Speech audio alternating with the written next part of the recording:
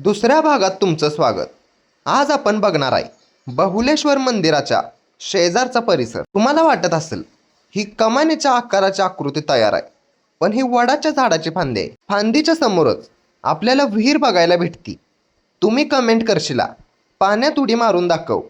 आपली कपॅसिटी एवढी नाही. विहिरीपासून वर गेलो आपल्याला इथं सुंदर बाग आणि मोठी मोठी झाडं बघायला भेटतात. मगाशी तुम्ही जी फांदी बघितली ती ह्याच वडाच्या झाडाची आहे. त्याच्या शेजारीच ह्या पोकळ बांबू आहेत. ह्यांची उंची तर लयच आहे. आणि तिसऱ्या नंबरचं जे झाड आहे ह्याचं नाव आपल्याला माहीत नाही. कमेंटमध्ये नक्की सांगा. मित्रांनो, हा आवाज ऐका. पोकळ बांबूच्या समोरच मला ही तोफ बघायला भेटली. तुम्ही जर आता वाईट कमेंट केली तोफचाच गोळा हाणतो. तोफापासनं वाईच पुढं जायचं. समोरच तुम्हाला एकावर एक ठेवलेली 10 मापटी बघायला भेटतील.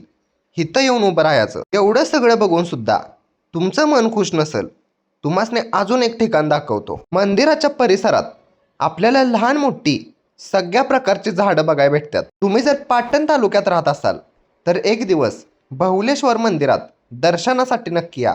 मन प्रसन्न होईल. मंदिराचं दर्शन घेतलं, सगळा परिसर फिरलो. मला जोरात भूक लागल्या. घरी निघालो. अर्ध्या रस्त्यात जातानाच आपलं दोस्त भेटलं. त्यांच्या मंडळाचं काम सुरू होतं. दोस्ताला म्हटलं तुला फेमस करतो. त्याला व्लॉगमध्ये घेतलं. मित्रांनो, अशा तऱ्हेनं बहुलेश्वर सिरीज पार पाडली. व्हिडिओ आवडला असतील शेअर नक्की करा. काय चूक झाली असेल कमेंटमध्ये सांगा.